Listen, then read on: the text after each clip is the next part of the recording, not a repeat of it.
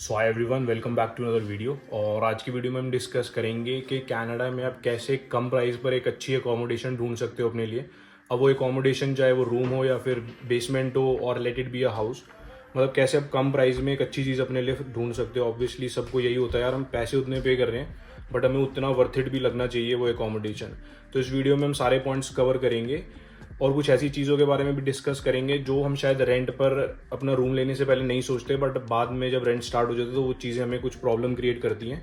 और वीडियो में आगे मैं अपनी बेसमेंट का भी टूर दूंगा पूरा, कि मैं कितना रेंट पे कर रहा हूँ, कितने रूम्स हैं और मुझे क्या क्या यूटिलिटीज़ अमेनिटीज़ मिली हुई हैं, किन चीज़ों का मेरे पास एक्सेस है।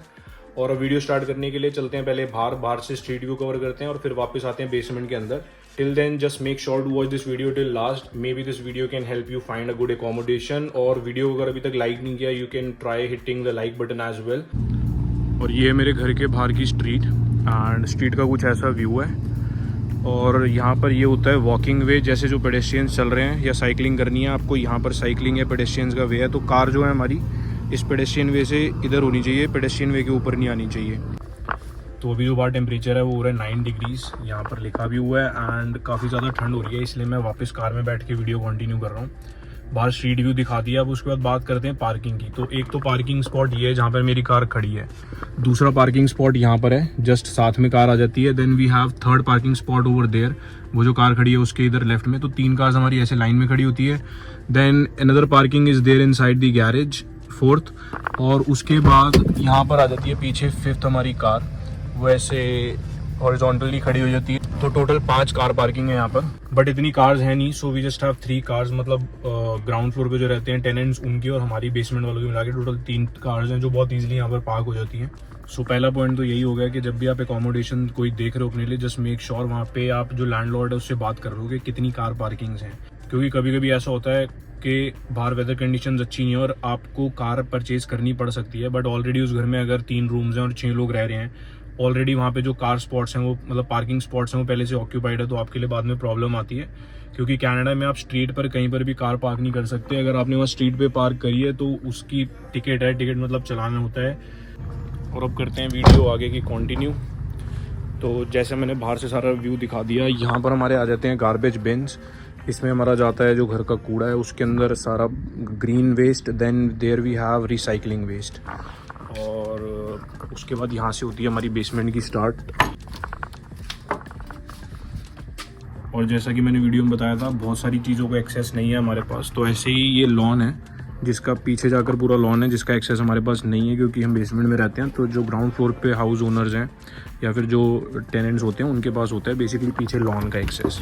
बट कोई नहीं, हम बेसमेंट के एक्सेस में चलते हैं। नीचे बेसमेंट, यहाँ से एंट्री करते ही here we have the stairs to go down. और नीचे आने के बाद सबसे पहले जो हमें मिलता है वो है यहाँ पर कोल्ड स्टोरेज। तो यहाँ पर आप कुछ भी स्टोर कर लो, वो चीज़ें ख़राब नहीं होगी। उसके पीछे लॉजिक यही है कि यहाँ पर बिल्कुल भी हीटिंग नहीं है और ये पूरे घर का कोल्डेस्ट रूम है। इसलिए जो कोल्ड रूम है वो हर बेसमेंट में मैंडेटरी होता है, उसके बिना बेसमेंट का जो लीगल नक्शा है वो पास नहीं होता। तो अभी इसको एज अ स्टोर यूज़ किया हुआ है। तो वीडियो में साथ साथ मैं कवर करता हूँ कि ओनर की तरफ से क्या क्या प्रोवाइडेड है और हमने अपना खुद का क्या परचेज़ किया है। तो जो ये है शूराग, ये हमने खुद परचेज़ किया है मार्केट प्लेस से। ये डेकोर भी हमारा है और उसके बाद मैट्स हमारे हैं। Then here we have the canvas painting, ये भी हमने मार्केट प्लेस से ही ली थी। और लॉबी में आगे बढ़ते हैं। आगे बढ़ने के बाद यहाँ पर हमें मिलेगा हमारा लॉन्ड्री एरिया। ये जो एरिया था लॉन्ड्री के लिए था, बट यहाँ पर मशीन इंस्टॉल नहीं हुई। So what we do is, हमारी अभी कॉमन लॉन्ड्री है, मतलब जो ऊपर टेनेंट्स हैं उनकी और हमारी बेसमेंट वालों की कॉमन लॉन्ड्री है। बट इसको भी हमने एज अ स्टोर यूज़ किया हुआ है। इसमें हमारे सूटकेस हो गए, देन जो भी हमारा कूड़ा कबाड़ा है वो हमने यहाँ सारा स्टोर किया हुआ है। तो बढ़ते हैं वीडियो में और आगे, इसको कर देते हैं बंद। और यहाँ लेफ्ट में हमारा आ जाता है क्रिसमस ट्री। उसके बाद हमारा यहाँ पर आ जाता है washroom, which is good enough for 2 to 3 people. So let's turn off the light as well. और उसके बाद अब यहाँ पर जितना भी ये सेटअप है, तो ये सोफ़ा सेट हमने खुद परचेज़ किया था पूरा, and then this table as well. उसके बाद ये टीवी सेटअप, मंदिर सेटअप, सब कुछ अपना है। जो कनाडा में अकोमोडेशन है उसमें बहुत बेसिक चीज़ें ओनर प्रोवाइड करता है। तो उन बेसिक चीज़ों की मैं बात करता हूँ। जैसे ये फ्रिज हो गया, फ्रिज ओनर की तरफ से प्रोवाइडेड है। Then here we have this whole induction setup. Then laundry setup जो मेरा नहीं लगा हुआ, that is a mandatory thing, वो 90 to 95% अकोमोडेशन में आपको मिलेगी। और बेसिक यही 3 चीज़ें होती हैं जो आपको हर एकोमोडेशन में चाहिए। उसके बाद यहाँ पर हमारे आ जाते हैं बहुत सारे स्टोरेज एरिया। किचन का जितना भी सामान है वो आप इन सब ड्रॉर्स में स्टोर कर सकते हो, तो उसके लिए काफ़ी अच्छी स्पेस है। ये माइक्रोवेव है, ये भी हमने परचेज़ किया था। तो पूरी बेसमेंट की बात करूँ, पूरी हमें खाली बेसमेंट मिली थी, इसको हमने अपने हिसाब से सेटअप किया है। सोफ़ा सेट, देन टीवी भी हम खुद लाए थे। Again this canvas painting as well, ये भी मार्केट प्लेस से परचेज़ करी थी। Music system, heater, these side tables. और अब चलते हैं रूम के अंदर, और रूम के अंदर कवर करते हैं कितनी स्पेस होती है बेसमेंट में। तो this is the first room. Basically 2 bedroom basement है। First room is there and this is the second room. तो बस 2 ही रूम्स हैं, और ये है हमारा फर्स्ट रूम जिसके अंदर कुछ आपको इतनी स्पेस मिलेगी। और उसके बाद यहाँ वेंटिलेशन के लिए एक छोटी सी विंडो है।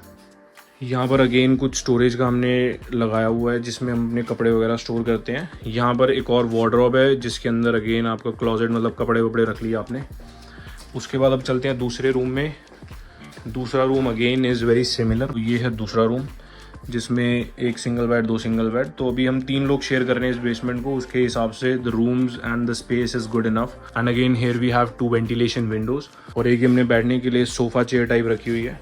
और अगर कपड़े वगैरह स्टोर करने की बात की जाए तो उसके लिए बहुत ज़्यादा जगह है। जैसे पूरा इसके अंदर, हमारे क्लोजेट के अंदर पूरा बना हुआ है। यहाँ पर मैं अपने शूज़ स्टोर करता हूँ। सेम देयर एज वेल, उसमें भी मैं शूज़ स्टोर करता हूँ। और एक और चीज़, यहाँ पर जो लाइट्स के बटन होते हैं वो उल्टे होते हैं। So if I turn this on, अगर मैं इसको ऑन कर रहा हूँ तो ये लाइट ऑफ हो जाएगी। अब मैं अगर इस बटन को ऑफ कर दूंगा तो लाइट ऑन हो जाएगी। तो हर बेसमेंट में, हर घर में ऐसा ही सिस्टम मिलता है, ऑन ऑफ का उल्टा होता है। तो कोई भी न्यू आता है, जब न्यू कमर होता है, उसको बहुत कन्फ्यूजन होती है इस चीज़ में। और सिमिलरली यहाँ पर जो चार्जिंग पोर्ट्स भी हैं, अगर आप इंडिया से आ रहे हो और आपको नहीं पता कैसे यूज़ होने हैं, तो हर घर में ऐसे वाले चार्जिंग पोर्ट्स यूज़ होते हैं। जस्ट मेक श्योर कि आप जो भी चार्जर कैरी कर रहे हो, इंटरनेशनल अडेप्टर, वो ऐसा होना चाहिए। बेसिकली ऐसी 2 slim pins which is easily inserted in this. So सबसे पहले पॉइंट डिस्कस करते हैं कि आप एक अच्छी बेसमेंट कहाँ से ढूंढ सकते हो। सो जो मैंने ये बेसमेंट ढूंढी थी, इसका मैं भी रेंट भी डिस्क्लोज करता हूँ वीडियो के लास्ट में, बट मैंने ये मार्केट प्लेस से सर्च करी थी। So basically you can go to Facebook market place. वहाँ पर आप अपना किलोमीटर रेडियस सेट कर सकते हो, मतलब जो भी आपकी लोकेशन है जहाँ पर आपको चाहिए बेसमेंट, वो आप वहाँ पर एड्रेस डालो या फिर जिप कोड डालो, और उसके आसपास जितने भी खाली रूम्स हैं रेंट के लिए, वो सब आपको दिख जाएगा। सो जब आपको रूम रेंट पर मिल गया, उसके बाद आपको जो अगली चीज़ का ध्यान रखना है वो ये है कि आपके वॉकिंग डिस्टेंस पर ही बेसिकली बस स्टॉप होना चाहिए नियर बाय। तो ऐसा नहीं है कि बस स्टॉप 1 किलोमीटर दूर है। जस्ट मेक श्योर कि बस स्टॉप पास में होना चाहिए, क्योंकि आपको कॉलेज भी जाना है एंड आपको काम पर भी जाना होगा। तो up to 1 kilometre you can manage to walk, but उससे ज़्यादा वॉक करना बहुत मुश्किल होता है। समर में फिर भी वॉक हो जाती है, but when it comes to winter and snow, बिल्कुल 1 किलोमीटर भी वॉक नहीं हो पाती। So just make sure bus stop आपके पास में हो। उसके बाद सेकंड चीज़ आती है कि आपके घर से ग्रोसरी स्टोर कितनी पास में है, because every week you have to go out to do grocery for yourself. और अब अगर मैं यूटिलिटीज़ की बात करूँ तो यहाँ पर यूटिलिटीज़ के बिल आते हैं अप्रॉक्स 200, मतलब टोटल आता है 700-800 या 600, डिपेंडिंग अपॉन हर मंथ का अलग अलग होता है। तो उसमें 70% जो है वो ग्राउंड फ्लोर वाले टेनेंट्स पे करते हैं, and remaining 30% goes to us the basement tenants.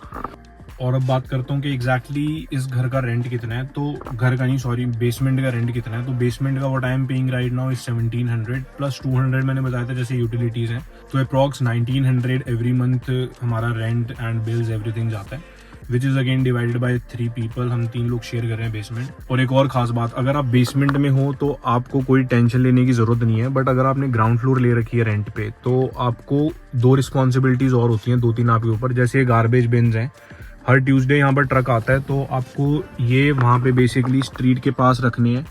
दूसरा जो है, यहाँ पर बाहर हमारा जो छोटे छोटे गार्डन से बने हुए हैं, जितनी भी इसके ऊपर ग्रास है, जो ग्राउंड फ्लोर पे रहता है उसको ये सारी ग्रास कट करनी होती है। उसके बाद तीसरी चीज़, अब जैसे विंटर्स आने वाली है, स्टार्ट होने वाली है, तो 4 महीने स्नोफॉल रहेगी बहुत अच्छे लेवल की। तो जितना भी एरिया है जहाँ जहाँ पर बर्फ़ इकट्ठी होती है, जो ग्राउंड फ्लोर पर होते हैं उन्हीं की रिस्पॉन्सिबिलिटी है वो शॉवल से सारी बर्फ़ हटाना। So that's all for this video. अगर वीडियो अच्छी लगी हो, just make sure to hit the like button.